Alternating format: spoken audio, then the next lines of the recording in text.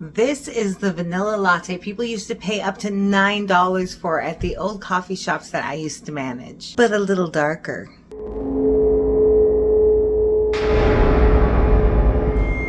I spent years working in specialty coffee, and this is one of the basic drinks that you can make and just elevate above any sort of artificial flavoring. If you can make this, you could probably make any flavored latte. And you don't need a full espresso machine to do it. And I'm also going to give it a little subtle twist that gives it a darker, deeper edge for those of us with a little bit of a goth sensibility. One thing I learned in specialty coffee is that bottled syrups are just overpower the coffee. And a lot of people who are like, I don't like flavored coffee, I don't blame you, because a lot of that stuff is gross.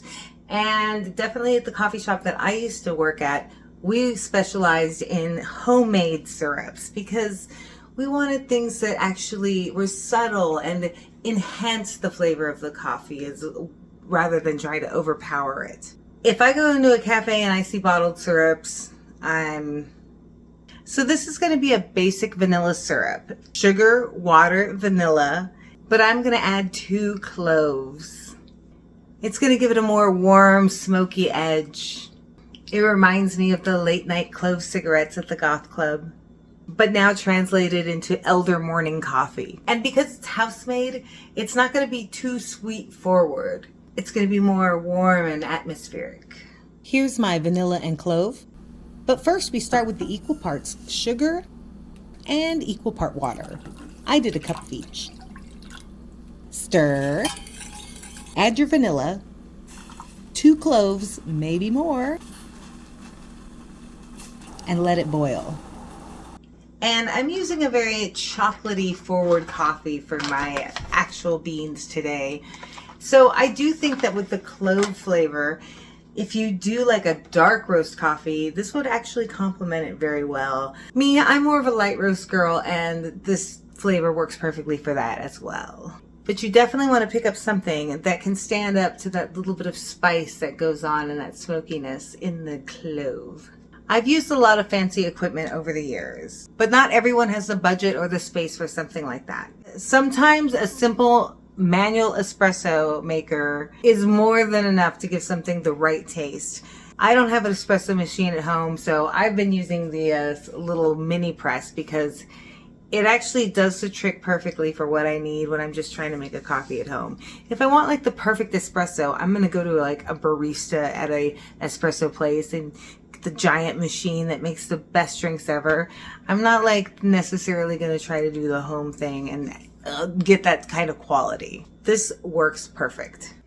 Here's my ground coffee. So as far as grinding coffee goes, there are so many different ways that people grind their beans.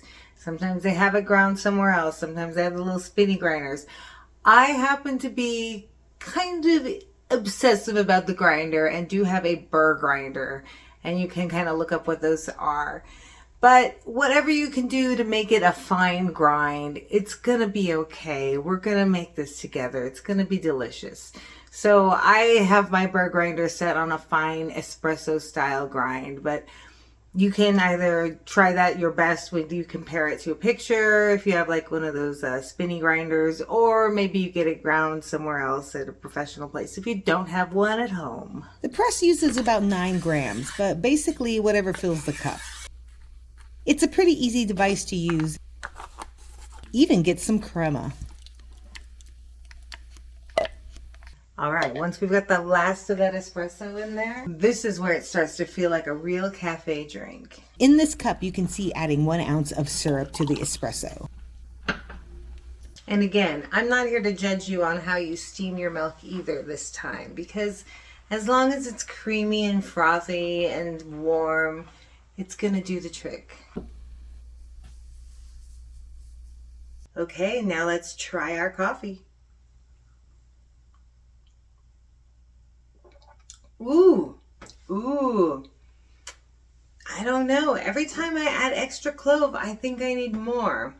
Maybe I just want a full-on clove latte. But it's the perfect, very faint vanilla. a dash of smoky clove, and the richness of coffee. I've used oat milk too in mine, so there's a little bit of that sweetness as well. It also actually works really good in drip coffee. So tell me, drop how many cloves you put in your syrup, and let me know what you would name this as well, because it's like a vanilla latte, but just a little darker.